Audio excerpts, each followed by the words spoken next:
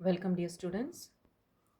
So here in this video we will be continuing the chemical properties of amine, aliphatic amine. We have already dealt with the basic character of amines in comparison with the primary, secondary and tertiary as well as ammonia, and we also had a comparative learning of the basicity of aryl amines as well as the alkyl amines, the reasons and other details.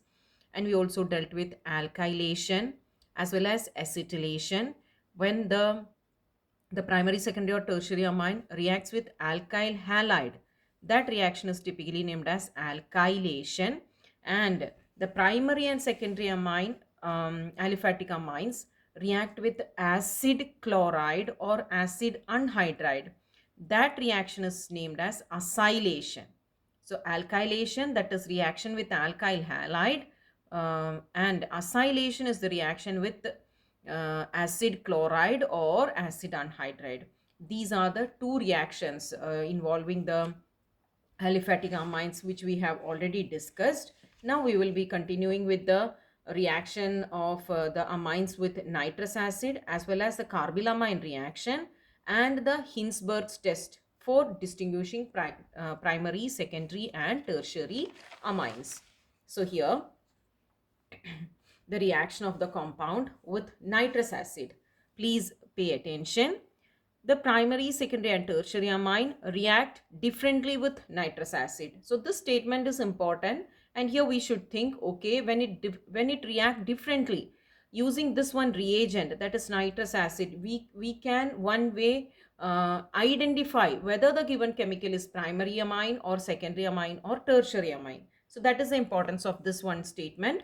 Now nitrous acid, it is formed by making sodium nitrite and HCl to react, but this compound formed is not a stable compound. So when we want to make a reaction happen with nitrous acid, what we do is the substrate is treated with sodium nitrite and HCl, right? So in the system there will be the substrate, sodium nitrite as well as HCl, right? So here we are just the product will be having sodium ions, chlorine ions as well as uh, the nitrous acid molecules also. So that's why we are just stating the reaction in this way. Please listen. We are first explaining about how primary amine react with the nitrous acid. So here primary amine means one alkyl group attached to the nitrogen and the nitrous acid. Very important thing, this reaction takes place at a low temperature. We know 273, that is a low temperature. So we can say in cold condition this reaction take place, right? So HCl unit is also present in the system. Now what will happen? A reaction takes place and aliphatic disonium salt is produced, right? This nitrogen make a triple bond within this nitrogen, and HCl is also there. So it makes a aliphatic disonium salt, but this is highly unstable, right? So it gets hydrated in the system itself because there is water molecule also present. So now what will happen? These two nitrogen just get detached and make a single unit as nitrogen gas, and the H plus and OH minus is there. H plus will combine with this Cl to produce HCl, and the OH minus, that will combine with the alkyl group and will be producing the alcohol, right? So here one carbon primary amine, when it is treated with nitrous acid, it gives the alcohol, that is one carbon alcohol itself, or the same number of carbon atom, that alcohol is obtained. And this can be taken as an identification test for primary amine, because only primary amine releases nitrogen. Only primary amine releases nitrogen. So we can do the test for nitrogen, like extinguishing the burning splinter or something like that. The reaction for nitrogen can be done, and if the presence of nitrogen is identified, means the substrate unit was primary amine. So that's about the reaction with the primary amine for nitrous acid. Now we come to the secondary amine. Please pay attention. Secondary amine you can see two alkyl group attached to the nitrogen. So that is the secondary amine and the nitrous acid. The reaction takes place, and here you can see the intermediate product formed is what? Nitrosamine. It is N-nitrosamine, and this compound is insoluble in mineral acid, and it is having a special color. It looks a bit yellowish and it is oily, so it will not be miscible with the solvent, with the medium. It will remain as a separate layer, right? So that is about this intermediate unstable product, and this is then treated with what? Phenol and concentrated sulfuric acid, right? So it is treated with phenol and concentrated sulfuric acid, and it is heated. Then what will happen? A green solution is formed. A green solution is formed. This green solution, when treated with sodium hydroxide, first it will turn deep blue, and then if you add some water and dilute it, it will turn red solution. So such a specific color variations are seen, and this reaction is answered only by secondary amine. So what we can say? This reaction is a typical reaction for the identification of secondary amine, and it is named as Lieberman's nitroso reaction, right? So once again, what is happening to secondary amine when it is treated with the nitrous acid? First, N-nitrosamine, an intermediate product, is formed, and this substance which is remaining insoluble in the mineral acid, it makes a separate layer because of its oily nature, and it is slight yellowish in color. So to this, phenol and concentrated sulfuric acid is added, and it is heated to produce a green solution, and the green solution again treated with sodium hydroxide to give deep blue color, colored solution, and this is diluted by adding some water to it, and then finally we will be getting red solution. So this reaction is named as what? Lieberman's nitroso reaction. So that's about the reaction of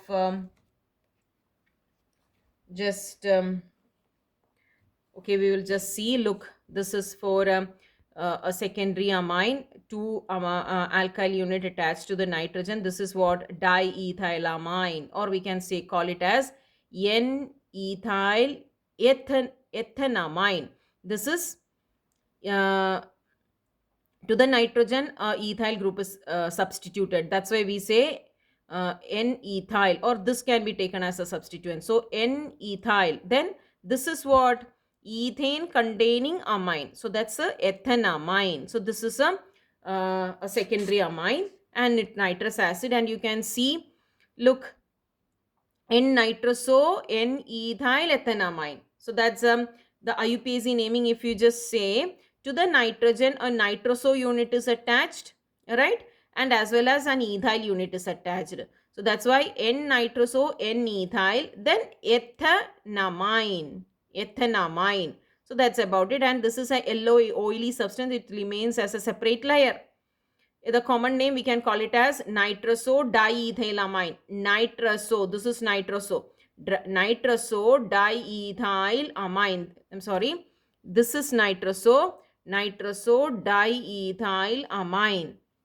Now, that yellow oily liquid, which is N-nitrosamine, we can just easily call it as N-nitrosamine. It is treated with what? Phenol and concentrated sulfuric acid to give a green solution, and then it is made alkaline by adding sodium hydroxide. Then the solution from green, it will change to deep blue.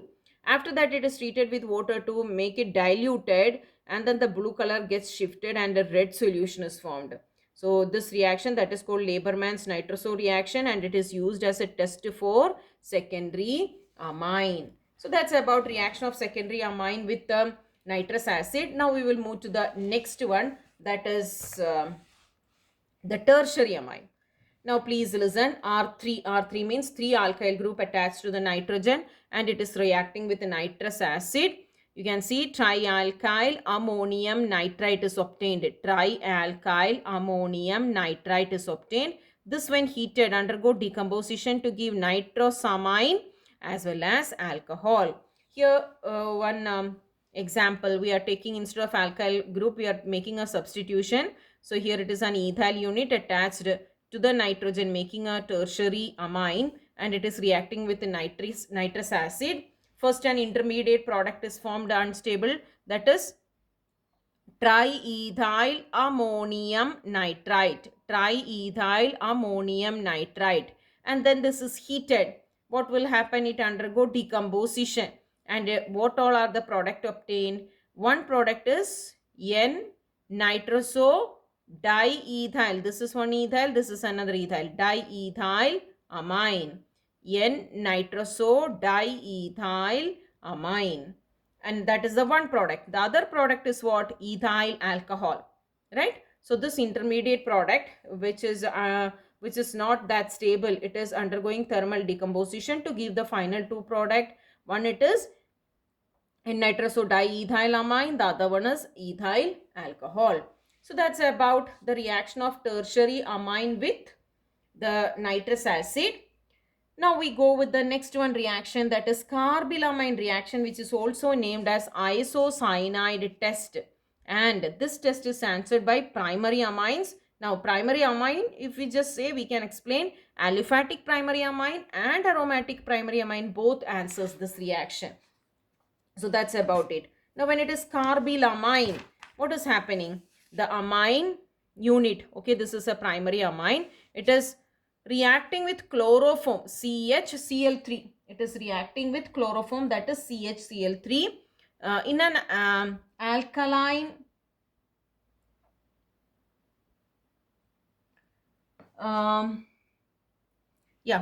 alcoholic. This potassium hydroxide is dissolved in alcohol, in organic some chemical which remains inert in this condition. So this is alcoholic potassium hydroxide, right? Now what will be the product? A carbylamine product is obtained, isocyanide carbylamine, right? So isocyanide carbylamine, one product is obtained. Now this product is, how we can identify the presence of this product? Because it is having an unpleasant offensive smell. Now what else is happening? This chlorine, the 3 units of chlorine reacting with the 3 potassium available from here, making 3 molecules of potassium chloride, as well as the 3 hydrogen and the OH here, 3 together. It makes the 3 units of water molecule. So these two are the byproduct. The main product, that is the isocyanide carbylamine unit produced by the carbylamine reaction of aliphatic primary amine. So in a carbylamine reaction, the aliphatic primary or the aromatic primary amine will be reacting with chloroform in alcoholic potassium hydroxide, right? And the isocyanide carbylamine, that is the organic product obtained. Along with that, there will be 2 inorganic substances, potassium chloride as well as water molecule. So that's about the reaction, carbylamine reaction of the primary amine. So we have already dealt with the 4 different reactions of amines. One, it was alkylation, then it was acylation, then reaction with the nitrous acid, and now we were discussing the carbylamine reaction. Now the next one, that is Hinsberg's test to distinguish primary, secondary and tertiary amine. So let's deal with the concepts related to that. Please be attentive. You can see Hinsberg's test. It is an excellent test to distinguish primary, secondary and tertiary amine, right? Now we are given with an unknown amine, and what is done is, this is treated with benzene sulfonyl chloride. So this is the reagent. This reagent is what is known as Hinsberg's reagent. And benzene, you know, C6H6. So one of the hydrogen is substituted with SO2Cl. This SO2Cl is what is known as sulfonyl chloride. So the compound is what? Benzene sulfonyl chloride, right? And this reaction, this chemical is made to react with the given amine in presence of excess potassium hydroxide. And the product obtained, it is acidified with HCl. So this is the process happening, right? Unknown amine treated with benzene sulfonyl chloride in presence of excess potassium hydroxide, and the product obtained, it is treated with HCl. So that is the process. Now for each, what is the different observation seen? Let us go with that. First, we are discussing with primary amine. Primary amine treated with benzene sulfonyl chloride, a unit of water molecule is eliminated from here, right? You can see one hydrogen from here as well as this Cl is eliminated, right? So this nitrogen, one hydrogen and the alkyl group go and get attached with this oxygen. So that's what is obtained here, right? So the benzene ring SO2, then NHR. This is what? N-alkyl benzene sulfonamide. This is N to nitrogen, the alkyl group is attached. So that is N-alkyl benzene sulfonamide, right? Now this is treated with what? Potassium hydroxide. And there what will be happening? Water molecule will get removed. A water molecule will get removed. You can see one hydrogen here and the OH from here. Likewise, a water molecule is eliminated. Now we will be getting a potassium salt here, which is again an unstable product. This is treated with or acidified with HCl. This potassium salt, that is treated with HCl. Right, now what will happen? This potassium is taken away by the chlorine, making potassium chloride, and the H plus ion available, it gets attached with the nitrogen again, and finally we will get the desired product, that is N-alkyl benzene sulfonamide, which is insoluble in HCl. So that's about the reaction of primary amine with the Hinsberg's reagent. And what is Hinsberg's reagent? It is benzene sulfonyl chloride. Now we will just look what is the reaction of secondary and tertiary amine with benzene sulfonyl chloride. Please listen. The secondary amine, benzene sulfonyl chloride, reaction takes place in presence of potassium hydroxide. Removal of water molecule take place, and there will be a product produced which we can call as NN-dialkyl. You can see to this nitrogen 2 alkyl unit is attached. So what is that? NN-dialkyl benzene sulfonamide. Now this is not soluble in HCl. Sorry, in the solvent medium. In that solvent medium, this chemical is not soluble. It will remain insoluble. Now if you just acidified it with extra HCl, still there will be no change. So that's about, you can see there is a difference in reaction of secondary amine with primary amine. Okay, we will go with the tertiary amine and then summarize all the three reactions once again. Look, tertiary amine, and this is benzene sulfonyl chloride in presence of potassium hydroxide. No reaction happened and the chemical remains insoluble also. To that, HCl is added. Now what will happen? Trialkyl ammonium chloride solution which is soluble in HCl, that will be obtained. So here the insoluble substance is there, then it becomes soluble. So this is the reaction. Okay, we'll try to summarize it. Primary amine reacting with benzyl chloride as well as potassium hydroxide is there. First a clear solution is produced, right? Then when HCl is added, an insoluble substance is formed. So that is about the primary amine. Now secondary amine with same reagent, first itself an insoluble chemical will be produced, an insoluble chemical. And even if we add excess of HCl, there will not be any change, right? So that's about secondary amine. Now for secondary amine, how it is? When it is treated with the benzene sulfonyl chloride, the reaction takes place and produces some insoluble substance. This, when again treated with HCl, there will not be any specific change happening, right? Now, when in the case of tertiary amine, when we add the benzene sulfonyl chloride in presence of alcoholic potassium hydroxide, then itself there is no reaction. First, there is no reaction. The reagent remains just settled in the solution. Now, if we are adding HCl to the system, when we are adding HCl to the system, what will happen? The insoluble substance will get dissolved and a clear solution will be formed. So you can see in the case of primary, secondary and tertiary amine with the same reagent, the first intermediate product itself is different.